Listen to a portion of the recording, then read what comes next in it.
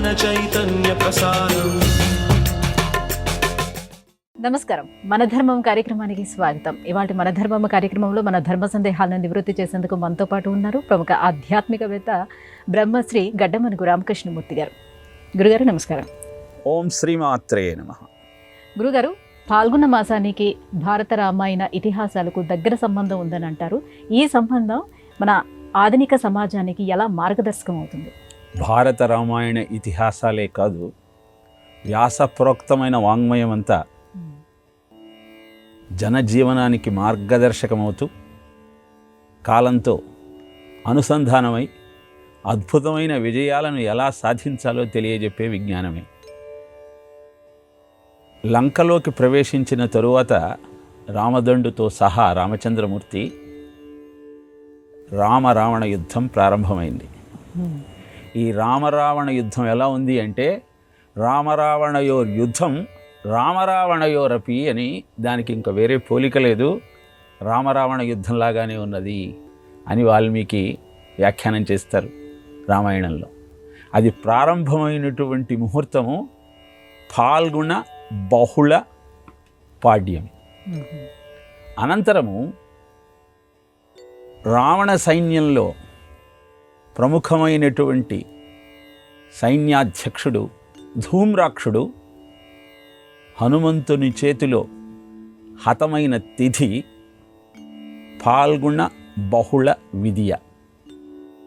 ధూమ్రాక్షుని మరణం తర్వాత వజ్రదంష్ట్రుణ్ణి పంపిస్తాడు రావణాసురుడు. ఫాల్గుణ బహుళ విదియ నాడు అంగదుడి చేతిలో మరణిస్తాడు ఆ వజ్రదంష్ట్రుడు. అనంతరము అకంపనుణ్ణి పంపిస్తాడు. అకంపనుడు కుముదుడు, మందుడు వీళ్ళందరితో యుద్ధం చేసి అనంతరం రామచంద్రమూర్తి చేతిలో హతముడవుతాడు. అతను చనిపోయినది ఫాల్గుణ బహుళ చవితి. ఇక రావణ సైన్యానికి సర్వసైన్యాధ్యక్షుడైనటువంటి ప్రహస్తుడు మరణించిన తిథి ఫాల్గుణ బహుళ పంచమి. నీలుడు ప్రహస్తుడిని మట్టు పెడతాడు.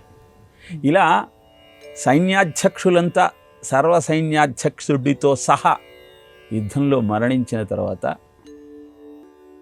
ధాన్యమాలికి రావణాసురుడికి జన్మించినటువంటి అతికాయుణ్ణి యుద్ధానికి పంపిస్తాడు. శివుడి గురించి ప్రార్థన చేసి అద్భుతమైన శస్త్రాస్త్రాలనన్నింటినీ సంపాదించిన అతికాయుడు కూడా యుద్ధంలో మరణిస్తాడు. అనంతరము ఇంద్రజిత్తు లక్ష్మణుడితో తలపడతాడు ఫాల్గుణ బహుళ ఏకాదశి నాడు. 3 రోజుల పాటు సాగుతుంది ఆ యుద్ధం. త్రయోదశి నాడు లక్ష్మణుడి చేతిలో ఇంద్రజిత్తు తనువు చాలిస్తాడు. ఆఖరిగా ఫాల్గుణ అమావాస్య నాడు రామచంద్రమూర్తి చేతిలో రావణాసురుడు హతుడవుతాడు. ఇలా ఆసురీ సైన్యాలన్నీ ఫాల్గుణమాస బహుళపక్షంలో అంతమైతే కొత్త సంవత్సరం ప్రారంభమవుతున్నటువంటి శుభముహూర్తంలో చైత్రశుద్ధ నవమి నాడు ఏదైతే రామచంద్రమూర్తి జన్మదినోత్సవమో ఆ రోజు సీతారాముల కళ్యాణం జరుపుకుంటూ సంవత్సర అంతంలో మనలో ఉన్న ఆసురీ శక్తులనన్నింటినీ అంతం చేసి కొత్త సంవత్సరంలో కొత్త ఆలోచనలతో కొంగొత్తమైనటువంటి ఊహలతో తిరిగి జీవితాన్ని ప్రారంభించి ధర్మ పథంలో ముందుకు సాగితే విజయం సాధించగలవు అన్న సత్యాన్ని రామాయణం తెలియజేస్తే దానిని ప్రోత్సహిస్తూ భారతంలో ధర్మరాజు జననము, భీముడి జననము ఫాల్గుణ మాసంలో జరిగిందని తెలియజేస్తూ ఉన్నది వాంగ్మయం. ధర్మరాజు ఫాల్గుణ బహుళ అష్టమి నాడు జ్యేష్ఠ నక్షత్రంలో జన్మించాడని ఒక ఐహిత్యం ఉంటే, జ్యేష్ఠమాసంలో జన్మించాడని ఇంకొన్ని కల్పనలు ఉన్నాయి. భీముడు మాత్రం ఫాల్గుణ శుద్ధ త్రయోదశి నాడు మఖా నక్షత్రంలో జన్మించాడు. ఈ 2 ఉదాహరణలు మనకు తెలియజేసే అద్భుత సత్యం ఏమిటి అంటే, ధర్మానికి జననమిచ్చి అధర్మాన్ని అంతం చేస్తూ అద్భుతమైన ఆనందోత్సవాలతో మానవ జీవితాన్ని ముందుకు కొనసాగించే శుభముహూర్తమే ప్రారంభమయ్యే కొత్త సంవత్సరము అన్న విషయాన్ని గుర్తిస్తూ జీవితాన్ని సక్రమమైన బాటలో ముందుకు నడిపించే ప్రయత్నం చేద్దాం. గురుగారు, ప్రదక్షిణ అనే పదానికి నిర్వచనం ఏమిటి? అరుణాచలంలో గిరి ప్రదక్షిణ ఎందుకు చేస్తారు? పరిభ్రమతి బ్రహ్మాండ సహస్రాణి మహేశ్వరౌ కూటస్థాఖిల రూపేస్మిన్ ఇతి ధ్యానం ప్రదక్షిణం అని శంకర భగవత్పాదుల వారు ప్రదక్షిణ అన్న శబ్దాన్ని నిర్వచించారు. అర్థం ఏమిటి అంటే, ఓ మహేశ్వర, నీకు ప్రదక్షిణ చేద్దామని బ్రహ్మాండాలన్నింటిలో పరిభ్రమించాను. కానీ అంతటా నీవే నిండి నిబిడీకృతమైన నేపథ్యంలో స్థాణవే నమః అని నిన్ను కీర్తిస్తున్నటువంటి ఈ సమయంలో నీకు ప్రదక్షిణ చేయటం ఎలా సాధ్యమవుతుంది? అందుకే కూటస్థాఖిల రూపేస్మిన్, అంతటా ఉన్నది నీవే అన్న నమ్మకంతో విశ్వాసంతో ఆ నిజాన్ని తెలుసుకునే ప్రయత్నంలో భాగంగా నిన్ను ధ్యానం చేస్తూ నమస్కరించటమే నీకు ప్రదక్షిణ అని ప్రదక్షిణ అన్న శబ్దానికి నిర్వచనాన్ని మనం అర్థం చేసుకుంటే గిరి ప్రదక్షిణ ఎందుకు చేస్తామో మనకు అర్థమవుతుంది. భగవాన్ రమణులు విరూపాక్ష గుహలో ఉన్నప్పుడు భక్తులంతా గిరి ప్రదక్షిణకు వెళుతున్నారు. సుందరయ్యర్ అనే భక్తుడు తటపటాయిస్తున్న సమయంలో రమణులు ప్రశ్నించారు, మీరు వెళ్ళటం లేదా అని. లేదు స్వామి అని సమాధానం చెప్పి భక్తులంతా వెళ్ళిన తరువాత భగవాన్ రమణుల చుట్టూ ప్రదక్షిణ చేసి నమస్కరించి వెళ్ళిపోయాడు. ఈ విషయాన్ని ప్రస్తావిస్తూ భగవాన్ రమణులు ఒక అద్భుతమైన కథ తెలియజేశారు. కైలాసంలో పార్వతీ పరమేశ్వరులు ఇద్దరు చేతిలో ఒక మధుర ఫలాన్ని పట్టుకొని 2 కుమారులలో ఎవరికి ఇవ్వాలి అని ఆలోచిస్తున్నటువంటి సమయంలో కుమారస్వామిని విఘ్నేశ్వరుణ్ణి పిలిచి భూమండలమంతా ప్రదక్షిణ చేసి ఎవరైతే మొట్టమొదటిగా కైలాసం చేరుకుంటారో వారికి ఈ మధుర ఫలాన్ని అందజేస్తాను అని తెలియజేశాడు పరమేశ్వరుడు. ఆఘమేఘాల మీద కుమారస్వామి మయూర వాహనాన్ని ఎక్కి భూమండల ప్రదక్షిణానికి బయలుదేరితే వినాయకుడు పార్వతీ పరమేశ్వరుల ఇద్దరి చుట్టూ 7 సార్లు ప్రదక్షిణ చేసి ఆ ఫలాన్ని నాకు ఇవ్వండి అన్నాడు. భూమండలమంతా ప్రదక్షిణ చేయమని చెప్పాను కదా అంటే, పితృనాం పూజనం కృత్వా, ఎవరైతే తల్లిదండ్రులకు ప్రదక్షిణ చేస్తారో వారు భూమండలమంతా ప్రదక్షిణ చేసినట్టే. సకల భువనాలు మీ ఉదరంలోనే ఉన్న నేపథ్యంలో నేను ఒక్క భూప్రదక్షిణే కాదు, సకల భువనాలకు ప్రదక్షిణ చేశాను. ఒకసారి కాదు, 7 సార్లు. కనుక ఆ ఫలాన్ని దక్కించుకునే అర్హత నాకు మాత్రమే ఉన్నది అని ఆ ఫలాన్ని స్వీకరించాడు. తిరిగి వచ్చిన కుమారస్వామి విషయం తెలుసుకొని తన అవివేకానికి చింతించాడు. ఈ కథ భగవాన్ రమణులు భక్తులందరికీ తెలియజేస్తూ, ఇక్కడ ఉన్నటువంటి ఈ అరుణాచలము సాక్షాత్తు శివస్వరూపము. ఆ శివస్వరూపానికి ప్రదక్షిణ చేయటము అంటే సకల భువనాలకు ప్రదక్షిణ చేసినట్టే. అందుకే కారులోనూ గుర్రం మీదో కాకుండా స్వయంగా నడుస్తూ ప్రదక్షిణ చేసే ప్రయత్నం చెయ్యండి, ఆ మహాదేవుని యొక్క కృపకు పాత్రులు కండి అంటూ తనను దర్శించటానికి వచ్చిన ప్రతి భక్తుడికి తెలియజేసేవారు. గిరి ప్రదక్షిణ యొక్క మాహాత్మ్యము అంతటి విశేషమైనది. గురుగారు, ఇక మరో సందేహం. భారత గాథ ఒక శునకంతో మొదలై శునకంతోనే మలుపు తిరిగి శునకంతోనే ముగుస్తుంది అని చెప్తారు. ఇలా ఒక అల్పప్రాణి అయిన కుక్కతో మహాభారత గాథను అనుసంధానం చేయటంలో వ్యాసుని యొక్క ఆలోచన ఏంటి? వ్యాసుడు అద్భుతమైన చాతుర్యంతో చిన్న చిన్న కథల రూపంలో విశేషమైన విజ్ఞానాన్ని ప్రజాబాహుళ్యానికి అందించాడు. జనమేజయుడు అశ్వమేధయాగం చేస్తున్న సమయంలో అక్కడికి దేవశునకమైనటువంటి సారమేయము వచ్చింది. ఆ శునకము సురమ అనేటువంటి దేవశునకము యొక్క కుమారుడు.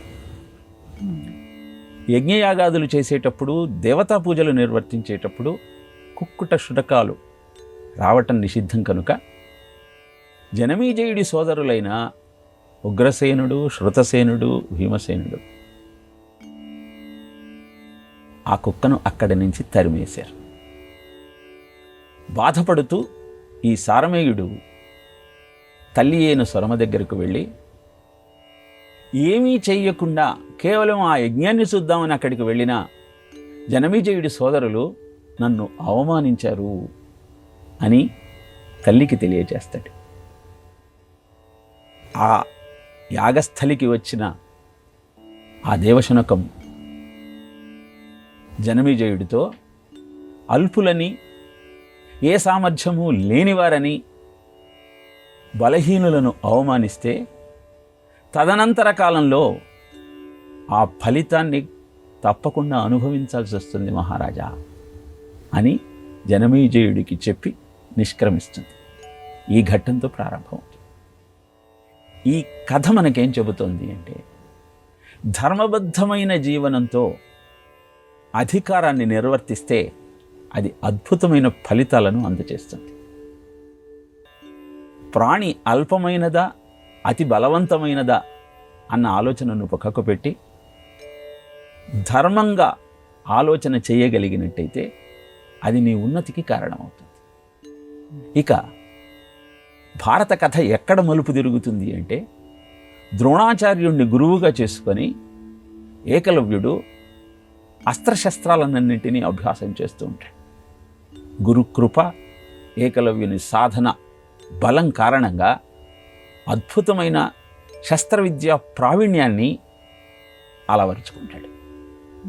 కానీ తాను వేటాడే సమయంలో అరుస్తున్న కుక్కను చూసి క్రౌర్యంతో ఆ కుక్క నోట్లో 7 బాణాలను ఒకేసారి ప్రయోగించి చిత్రహింసల పాలు చేస్తాడు. ఈ సంఘటన భారత కథనే మలుపు తిప్పుతుంది. అనంతరం స్వర్గారోహణ పర్వంలో భార్య తమ్ములతో కలిసి ధర్మరాజు ప్రయాణం చేస్తున్న సమయంలో ద్రౌపది, సహదేవుడు, నకులుడు, అర్జునుడు, భీమసేనుడు వీరంతా దేహాన్ని సాలించిన ఒక కుక్క మాత్రం ధర్మరాజుతో అలా వస్తూనే ఉంటుంది. దేవదూతలు వచ్చి ధర్మరాజును స్వర్గలోకాన్ని ఆహ్వానం చేస్తారు. ధర్మరాజు ఆ కుక్కతో సహా విమానం ఎక్కుతున్న సమయంలో దేవదూతలు నిరోధిస్తారు. ధర్మరాజా, సత్యసంధుడవు అయినా నీకు స్వర్గంలోకి ఆహ్వానం ఉంది, కానీ అల్పప్రాణి అయినటువంటి ఆ కుక్కకు ఆ అవకాశం లేదు, దాన్ని వదిలేసి విమానాన్ని అధిరోహించమంటూ అభ్యర్థిస్తారు. ఇంతకాలం నాతో ఉన్నటువంటి ఈ శునకము ఈ సమయంలో కూడా నాతో వస్తుంది. దానికి మీరు అంగీకరిస్తేనే నేను స్వర్గానికి వస్తాను, లేదంటే ఇక్కడే ఉంటాను అని తన నిర్ణయాన్ని ఖరాఖండిగా తెలియజేస్తాడు ధర్మరాజు. అప్పుడు కుక్క రూపంలో ఉన్న ధర్మదేవత ప్రత్యక్షమై, ధర్మరాజా, నీ ధర్మనిరతిని పరీక్షిద్దామని నీ వెంట వచ్చాను, నువ్వు ధన్యుడివి అని తెలియజేస్తుంది. ఈ మొత్తం కథ ధర్మం ఆధారంగా జీవనాన్ని కొనసాగించిన వానికి ఎలాంటి క్లిష్ట పరిస్థితులలో కూడా వ్యధ ఉండదు, బాధ ఉండదు. కారణం ధర్మమే లక్ష్యం కనుక. రామాయణంలో రామచంద్రమూర్తి తెలియజేసిన సత్యాన్ని భారతంలో ధర్మరాజు ద్వారా ఒక అల్ప ప్రాణిని ఆధారంగా చేసుకుంటూ మనకు తెలియజేశాడు వ్యాస భగవానుడు. ఇలాంటి అద్భుతమైన గాథలను చదువుకుంటూ తెలుసుకుంటూ మన జీవితాన్ని మనం సంస్కరించుకోగలిగినప్పుడు అద్భుతమైన జీవనం మనకు సొంతమవుతుంది. గురువుగారు, విష్ణు నామాలను కీర్తించడం ద్వారా కలిగే ప్రయోజనం ఏమిటి? నామస్మరణాత్ అన్యోపాయే నహి పశ్యామో భవతరణే అంటారు శంకర భగవత్పాదుల. నారాయణ నామానికి మించినటువంటి ఇంకొక నామం లేదు. అందుకే రోజంతా ఏ పని చేస్తున్నా ఆ స్వామిని చింతించే ప్రయత్నం చెయ్యి. ఔషధం చింతయేత్ విష్ణుం, ఏదైనా వ్యధకు ఔషధంగా మందు స్వీకరించేటప్పుడు విష్ణు విష్ణు విష్ణు అని 3 సార్లు అనుకొని ఔషధాన్ని స్వీకరించమన్నారు. భోజనే చ జనార్దనం, భోజనం చేసేటప్పుడు జనార్దన అనుకోమన్నారు. శయనే పద్మనాభంచ, పడుకునేటప్పుడు పద్మనాభనామాన్ని కీర్తించమన్నారు. వివాహంచ ప్రజాపతిం, వివాహాది సమయాలలో ప్రజాపతి అనుకోమన్నారు. అలా నారాయణ తను త్యాగి, దేహాన్ని వదిలేసేటప్పుడు నారాయణ అంటూ స్వామిని కీర్తించమన్నారు. శ్రీధరం ప్రియ సంగమం, ప్రియురాలి సమక్షంలో శ్రీధరం అనుకుంటూ స్వామిని కీర్తించమన్నారు. యుద్ధే చక్రధరం చైవా, యుద్ధ సమయాలలో చక్రధర అంటూ ఆ స్వామిని కీర్తించమన్నారు. సంకటే మధుసూదనం, సంకట సమయాల్లో మధుసూదన నామాన్ని జ్ఞాపకం చేసుకున్నారు. దుస్వప్నే స్మర గోవింద, ఏదైనా పీడకలు వస్తే గోవింద గోవింద గోవింద అనుకోమన్నారు. దుస్వప్నే స్మర గోవింద, ప్రవాసే చ త్రివిక్రమం, ప్రవాస సమయాల్లో త్రివిక్రమ నామాన్ని స్మరించమన్నారు. కాననే నారసింహంచ పావకే జలశాయినం, అరణ్యాలలో ఉన్నప్పుడు నారసింహనామాన్ని, అగ్ని మధ్యలో ఉన్నప్పుడు జలశాయిన అన్న నామాన్ని గుర్తు చేసుకుంటూ జలమధ్యే వరాహంచ పర్వతే రఘునందనం గమనే వామనం చైవా సర్వకాలేషు మాధవం షోడశైతాని నామాని ప్రాతరుత్థాయ యప్పటేత్ సర్వపాప విముక్త్యో విష్ణులోకమహీయతే. ఇలా సర్వకాల సర్వావస్థల్లో మాధవనామాన్ని, నడిచేటప్పుడు వామననామాన్ని స్మరిస్తూ జీవితాన్ని అద్భుతంగా గడుపుకోగలిగితే పాపాలన్నింటి నుంచి విముక్తి పొంది దేహాన్ని వదిలేసిన తరువాత విష్ణులోకానికి చేరుకోవచ్చు అని విష్ణు నామాల యొక్క ఆంతర్యాన్ని అద్భుతంగా వివరించారు. సంతత శ్రీనారాయణ పాద పద్మయుగళీ చింతామృతాస్వాద సంధానుండై మరచన్ సురారిసుతుడు ఏతద్ విశ్వమున్భూవరా అని భాగవతంలో ఈ ప్రయత్నం చేసిన ప్రహ్లాదుని యొక్క మాహత్యాన్ని అద్భుతంగా మనకు వివరించారు. కనుక నిరంతర భగవన్నామ స్మరణ అన్ని రకాల పాపాల నుంచి విముక్తి చేయటమే కాకుండా ఇహలోకంలో మనశ్శాంతితో మనటానికి, మానవ జీవితం కొనసాగటానికి ఆధారమవుతుంది. కనుక భగవన్నామాన్ని అనునిత్యము అనుక్షణము చింతించే ప్రయత్నం చేయమని చెప్పింది శాస్త్రం. గురుగారు, ఇండోనేషియాకు స్వాతంత్రం రావటానికి శ్రీమద్ రామాయణమే ప్రధాన భూమిక పోషించింది అని చెప్తారు. ఇందులో వాస్తవం ఎంత? ఇది 100% నిజం అన్నటువంటి సత్యం. చారిత్రక ఆధారాల ద్వారా మనం గుర్తించవచ్చు. ఇండోనేషియా 17వ శతాబ్దం నుంచి డచ్ వారి స్వాధీనంలో ఉంది. బానిసత్వం అనుభవిస్తున్న ఆ దేశవాసులలో నిరంతర రామాయణ పారాయణ చేసేటువంటి సంప్రదాయం ఉండేది. రాముణ్ణి వారు ఆరాధనీయంగా భావిస్తూ స్మరిస్తూ ఉండేవారు. 2వ ప్రపంచ యుద్ధం సమయంలో ఇండోనేషియా జపాన్ వారి హస్తగతం అయింది. అప్పుడు వారిలో స్వాతంత్ర పిపాస ప్రబలింది. డచ్ వారి యొక్క దాష్టిక నుంచి బయటపడ్డాము అన్న ఆలోచనతో 1945లో వారు స్వతంత్రాన్ని ప్రకటించుకున్నారు. కారణం, జపాన్ 2వ ప్రపంచ యుద్ధంలో ఓడిపోయిన తరుణంలో వారు స్వతంత్రంగా మనాలి అన్న ఆలోచనతో స్వాతంత్ర్యాన్ని ప్రకటించుకుంటే డచ్ వారు తిరిగి వారి ప్రభావాన్ని చూపించాలి అని వారి అధికారాన్ని చలాయించటం ప్రారంభించారు. అప్పుడు సుకర్ణు, మహమ్మద్ హట్టా వీరిద్దరూ గెరిల్లా యుద్ధం చేసి 4 సంవత్సరాలు వారితో యుద్ధం చేసి 1949లో స్వాతంత్ర్యాన్ని పొందటానికి సమాయత్తమయ్యారు. డచ్ వారు స్వాతంత్రం ఇవ్వటానికి సంసిద్ధులయ్యారు. కానీ ఆ 7 ద్వీపాలలో న్యూగినియా ద్వీపం మీది కాదు అంటూ వాదనకు దిగారు. దాన్ని ఎలా రుజువు చేయాలి అని బాగా ఆలోచించిన వారు ప్రతినిత్యము రామాయణం పారాయణ చేస్తున్నటువంటి నేపథ్యంలో రామాయణంలోని శ్లోకాలను కిష్కింధాకాండలో 40వ సర్గలో 30వ శ్లోకాన్ని వారికి చూపించారు. యత్నవంతం యవద్వీపం సప్తరాజ్య సుశోభితం సువర్ణరూప్యకం చైవా. 7 రాజ్యాల సమూహమైనటువంటి ఈ యవద్వీపము, జావాద్వీపము, సుగ్రీవుడు సీతమ్మను వెతకటానికి తూర్పు దిక్కుగా సైన్యాలను, వానరాలను పంపిస్తున్నప్పుడు అక్కడ జావా ద్వీపము ఉన్నది. ఆ యవద్వీపం అనంతరం శిశిరోనామ పర్వత. ఆ యవద్వీపం దాటిన తరువాత శిశిరం అనే పర్వతం ఉన్నది.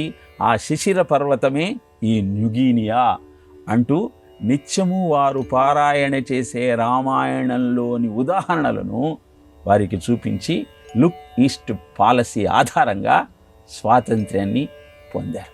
అందుకే మన ప్రధాని స్వర్గీయ వాజ్పేయి గారు ఇండోనేషియా వెళ్ళినప్పుడు ఆయన గౌరవార్థము అక్కడ వారు ఒక నృత్య ప్రదర్శన ఏర్పాటు చేశారు. ఆ నృత్య ప్రదర్శనలో రాముడు, సీత వారి కళ్యాణ ఘట్టాన్ని ప్రదర్శించారు. ఆశ్చర్యపోయారు వాజ్పేయి గారు. ఇదేమిటి, ఇది మా రామాయణం కదా అంటే, రామాయణం మీదే కాదండి, మాది కూడా. ప్రపంచమంతా ఈ రామాయణం యొక్క మాహత్యము ఉన్నది, దానికి కారణంగానే మేము స్వాతంత్ర్యాన్ని పొందగలిగాము అని వాజ్పేయి గారికి వివరించారు. ఈ అద్భుతమైన దృష్టాంతము ఒకప్పుడు ప్రపంచమంతా ఆర్షధర్మంతో విలసిల్లింది అన్న సత్యము మనం గుర్తించడానికి ఆధారమవుతుంది. ఇలా 1949 నవంబర్ మాసంలో డచ్ వారి యొక్క బానిసత్వం నుంచి పూర్తి స్వాతంత్ర్యాన్ని పొందిన ఇండోనేషియా నేడు స్వతంత్ర దేశంగా రాముణ్ణి కీర్తిస్తూ ఆ రామ కథలను గానం చేస్తూ సాంప్రదాయం ఇస్లాం అయినా రాముడు మాత్రం వారికి ఆరాధ్యుడు. గురుగారు, దానానికి త్యాగానికి మధ్య తేడా ఏమిటి? దానము మన ప్రారబ్ధాన్ని పోగొట్టే సాధనం. పాపాన్ని అంతం చేసుకోగలిగిన అవకాశము దానం ద్వారా సిద్ధిస్తుంది. అదాన దోషేణ భవే దరిద్ర, దరిద్ర దోషేణ కరోతి పాపం, పాపాత్ అవశ్యం ప్రవశంతి నరకం, పునర్దరిద్రం పునరోపి నరకం. దానం చేయకపోతే పాపం కారణంగా నరకానికి వెళ్ళాల్సిన అగత్యం ఏర్పడుతుంది. నరకానికి వెళ్ళిన వాళ్ళు మళ్ళీ పాపాత్ముడుగానే పుట్టి ఈ చక్రంలో బిగుసుకుపోవాల్సి వస్తుంది. కనుక దానం ద్వారా పాపక్షయమవుతుంది. ఇక త్యాగము స్వార్థరహితమైనటువంటి భావన,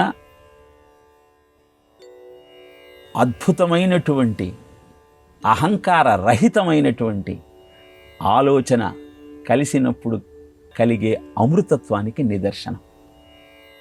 అందుకే నా కర్మణా నా ప్రజయా నా ధనేన త్యాగేనైకే అమృతత్వమానసుహు అని మహానారాయణ ఉపనిషత్తు మనకు తెలియజేస్తుంది. అంటే నువ్వు ఆచరించే కర్మల వల్ల, నీ సంతానం వల్ల, నీ దగ్గర ఉన్న ధనం వల్ల నీకు అమృతత్వం సిద్ధించదు, అంటే మోక్షం కలుగదు. త్యాగేన ఏకే, కేవలం త్యాగం ద్వారా మాత్రమే అమృతత్వం సిద్ధిస్తుంది అని తెలియజేసింది శాస్త్రం. దీనికి ప్రత్యక్ష ఉదాహరణ దేశ సరిహద్దులలో దేశ సంరక్షణ బాధ్యతను స్వీకరించిన సైనికుడు. మనమంతా ఆర్ట్ ఆఫ్ లివింగ్ అంటాం, ఎలా బతకాలో ఆలోచిస్తాం. వాళ్ళు ఆర్ట్ ఆఫ్ లివింగ్, దేశం కోసం ప్రాణాన్ని ఎలా వదిలేయాలి, ఎలా దేశ సంరక్షణ బాధ్యతను నిర్వర్తించాలి, శత్రుమూకల నుంచి భారతదేశాన్ని ఎలా సంరక్షించాలి అన్న ఆలోచనతో నిరంతరము పరిశ్రమిస్తారు. కనుకనే దేహత్యాగం తర్వాత హతో వా ప్రాప్స్యతే స్వర్గం జిత్వా వా భోక్షతే స్మహి. గెలిస్తే స్వాతంత్ర భారతంలో స్వేచ్ఛావాయువులు పీలుస్తూ అందరికీ ఆనందాన్ని అందిస్తూ జీవనాన్ని గడపవచ్చు. ప్రాణం వదిలేస్తే ముక్తిని పొంది స్వర్గ సుఖాలు అనుభవించవచ్చు. మళ్ళీ పుట్టాల్సిన అగత్యం లేకుండా త్యాగం ద్వారా దేహాన్ని వదిలేశారు కనుక అమృతత్వాన్ని అందుకోవచ్చు. ఇలా జీవితము త్యాగమయమై అయినప్పుడు పునరావృత్తిరహితమైన ఆ పురుషోత్తముని యొక్క ప్రాప్తి మనకు సిద్ధిస్తుంది. అందుకే త్యాగానికి భారతీయ జీవన విధానంలో అత్యంత ప్రాధాన్యత అందివ్వబడినది. అర్జునుడు కూడా కృష్ణుడితో ఉన్నప్పుడు అద్భుతమైనటువంటి విజయాలన్నీ అందుకున్నాడు. కానీ ప్రాణాన్ని వదిలేసేటప్పుడు ఆటవికుల వల్ల అవమానం పొందిన కారణంగా దాన్నే స్మరిస్తూ మరుజన్మలో కిరాతకుడిగా కన్నప్పగా జన్మించాడు. అలా జన్మించినటువంటి కన్నప్ప తన కళ్ళను భగవంతుడికి అందించి సమర్పణ చేసి ముక్తి పొందాడు. అదే దానానికి త్యాగానికి భేదం. గురుగారు, ఇవాళ మన ధర్మము కార్యక్రమంలో మాకు వచ్చిన ఈ ధర్మ సందేహాలన్నీ కూడా నివృత్తి చేసినందుకు ధన్యవాదాలండి. కృష్ణార్పణం. ఇది ఇవాళ మన ధర్మము కార్యక్రమం. రేపటి మన ధర్మం కార్యక్రమంలో మళ్ళీ కలుసుకుందాం. నమస్కారం. ఈ కార్యక్రమాన్ని తిరిగి చూడాలనుకుంటే www.youtube.com/ETV Life Spiritual లో చూడవచ్చు.